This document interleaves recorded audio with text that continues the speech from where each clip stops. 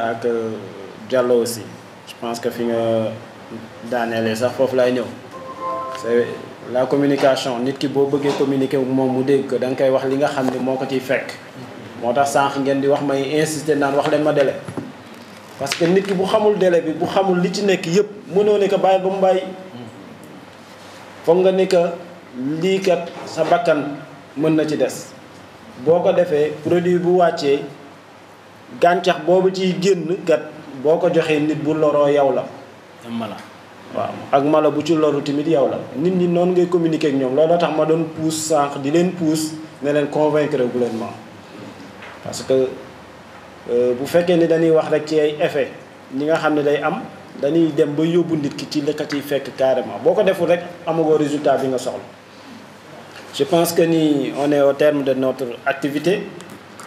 et vraiment réponse yi fi génn am na solo lool waxtaan bi am na solo question yi ñu fi posé am na solo si tënk rek bu ñu jàppee ni campagne bi démarré na déjà te madame Camara dellu si na ci démarré na nag ci communication yi. communication yi ñu ngi koy def ñun ñëpp ku ci nekk Kaffrine mais nag district lu mu def te nit ñi duñu déglu rajo tamit loolu ci nit ñi la du ci district bi. Sénégal nag ñoo am problème mu déglu rajo ñu nekk ci connexion bi moo ñu gënal nekk suñu téléphone yi di connecté di WhatsApp rek léegi moom la nit ñi tal madame Camara xaw ma ban stratégie ngeen di jël ci boobu pour def ko ci Facebook bi ak def ko ci WhatsApp bi ba nga xam ne nit ñi dinañ ko mën a parce que c'est léegi moom mooy moyens yi nga xam ne nit ñi moom la ñuy gën a utiliser am rajo bi nii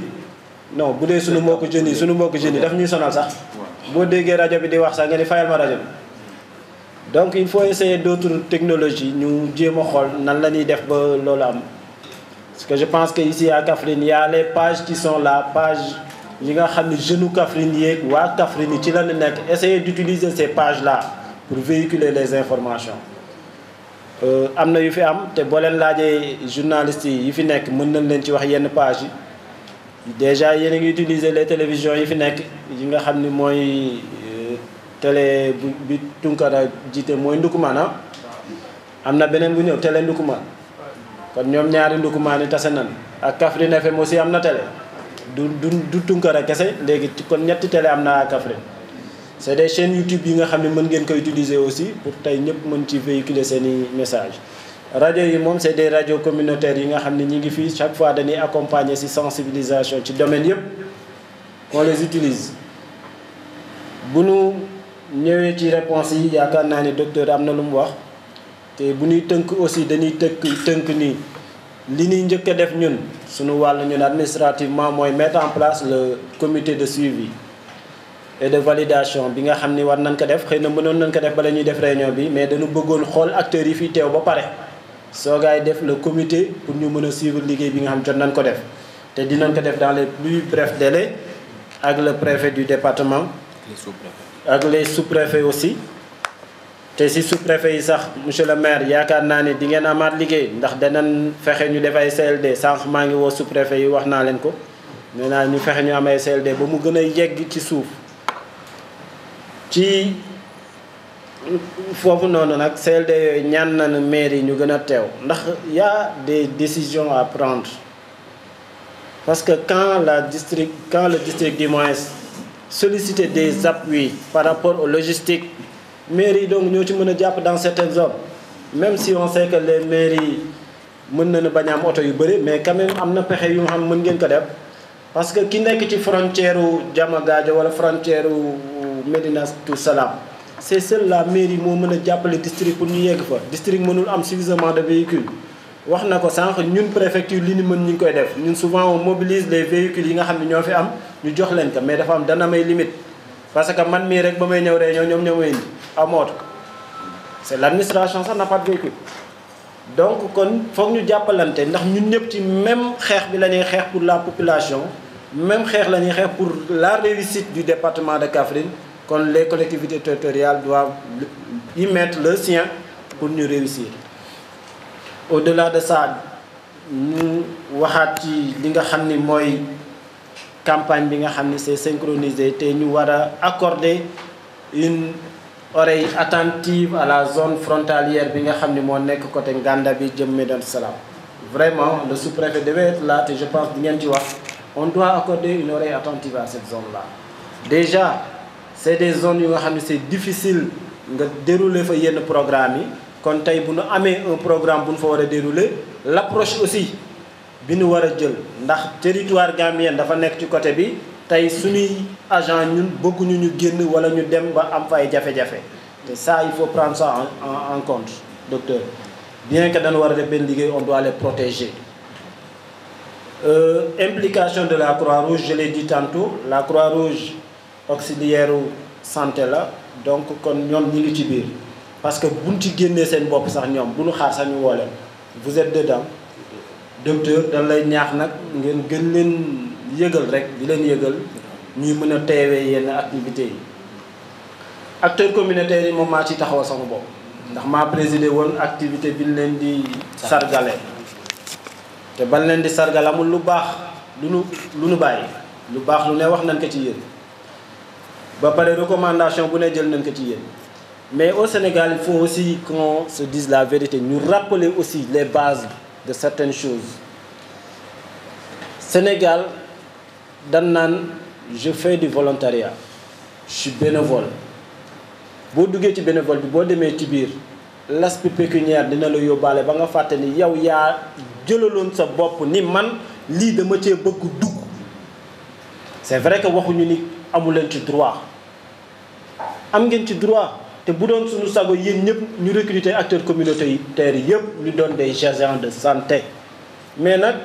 nañuy def ndànk-ndànk comme na ma ko waxee woon rek laa ko fiy waxaatee jéego par jéego ba ñu mën a jël suñu agent communautaire yëpp ñu dugal leen ci circuit bi mais bu ñu yàkkamti ndax les mairies ñi ngi def des efforts bu ñu jëlee un maire qui paie des ICP mi ngi def effort un maire qui paie des assistants des ASC mi ngi def effort léegi nag gën a jàppale moo ci des ba pare gën a revaloriser li ñu leen di jox yaakaar naa ne docteur li mu wax rek dal na xel ndax bu leen fekkee fayoon nañ leen 2500 ñoom ñu xeex ba ñu fay leen 4000 yaakaar naa ne beneen campagne bii di ñëw mën na yokk dëgg la nag réew mi moom fi mu ne nii ñëppay laaj yokk réew mi demee noonu ndax dund bee metti na c'est vrai ku la ni bénévolat lay def tamit dund bi am na da koy xoj te ku dund xoj nag nga wax waaye ñun ñooy seeni avocat te dinañ leen waxal foo leen nekk nag ak foo leen nekkul waaye nag liggéey bi moom jàpp leen ci en tant que des bénévolats ba mu am réussite bi ndax ñun ñu am sañ-sañu taxaw di leen waxal boo leen ci jàppee mu am résultat ñun dañuy am sañ-sañu taxaw di leen waxal comme nan ko defee woon fee rek bu ñu tasee dinañ ne acteurs communautaires yi ñoo yor santé bi ndax ñooy yegg fa nga xam ni ñenn ñi duñ fa yegg kon nag loolu lan leen di ñaax di daaneele ci utilisation moustiquaire yi wax naa ko sànq utilisation moustiquaire yi sànq puus naa leen ba ngeen sës waaye nag jot nañ ñu def ci jàngat Diallo moom wóolu naa ko ci lool l'adjudant xam nañ li ngay liggéey ci gox bi waaye nag am nga beneen sas gi nag mooy tool yi yow ak nag borom tool yi dina metti lool ce sera très compliqué parce que Sénégal mooy dëkk bu nga xam ne nit ki day xam ne deful yoon sax nga ñëw laal ka mu yuux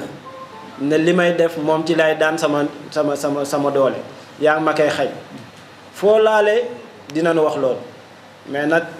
bu yoon taxawee texte taxaw amul yërmande ñun ñëpp nous sommes des Sénégalais te on a des tâches yu nga xam ne dañ ñu ko jox te dañ ko war a doxal te loolu bu bokkee ci say tâches ni utilisation de ces produits là c'est pas destiné à tel donc def ko te bu ci am benn xel ñaan ñun de au niveau de la préfecture nous sommes régaliens te xam nga ko ñun du ñu intervenir sax yow xam nga loolu man ku ma woo intervenir yàq intervention yàq nga dinaa la déglu nag maa gën a yaru ñëpp danga may woo ngay wax ma naan la incha allah dinañ ci def jéego ba pare ma jël sama téléphone teg mi ngi ni wala bu ma ko wooyee nekk na fay moom xam na man xam naa nit daf may woo mu jàpp nit woo ma mu ne ma day Diallo jàpp na ma 60 000 laa war a fay ma ne ko loolu de ëpp na waaw bu paree ma ne Diallo ma ne ko ku nekkul ci yoon na fay parce que réew mi bu ñu deful loolu duñ dox. On doit le faire. Monsieur le maire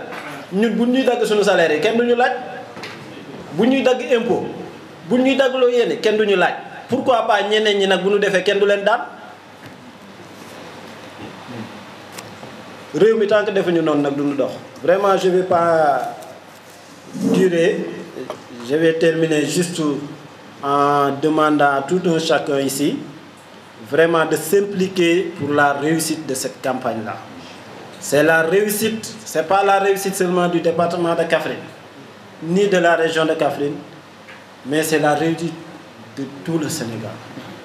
Parce que déjà, comme on est dans une zone verte, on ne doit pas retomber vers la zone rouge ou jaune, je ne sais pas. C'est ça. Parce que si on le fait, on perd des points. Absolument. Tout à l'heure, le médecin-chef l'a dit, on aspire à d'ici 2030 qu'on dise qu'au Sénégal, pratiquement, on a éradiqué presque le paludisme. On a éliminé le paludisme. Même s'il y a quelques cas qui restent, qu'on puisse dire que le Sénégal a duré pendant 10 ans ou bien 8 ans dans la zone verte. Donc c'est un défi. Et on sait que fu paludisme am, yenen feebaran ci wet. Parce que moustique moo koy joxe te moustique yooyu yeneen ni dañuy joxe yeneen dengang fii leneen ak fi kon nana xeex ci xeex bi ñuy xeex paludisme bi nañ ci xeexaale yeneen pathologie yi nga xam ne yëpp moo amoon Kaffrine di ñu sonal di fi nekk ay épidémie vraiment loolu mooy nga xam ñu ngi leen koy ñaax di wax la presse même bu fekkee ni communication dafa nekk lu ñu war a budgétiser si fii vous avez la charge de véhiculer cette information là. Vous avez votre part à jouer dans la communication. Déjà, d'ores et déjà, comme on l'avait dit, on vous a félicité, on vous encourage encore parce que Kaffrine, vraiment, la presse de Kaffrine, activité bu am yéen fa taxaw vraiment je le dis te lu ma gëm la madame Camara waxaat na ko docteur wax na ko képp ku fi jaar wax na ko vraiment nous saluons votre travail dans le département de Kaffrine. Je vous remercie.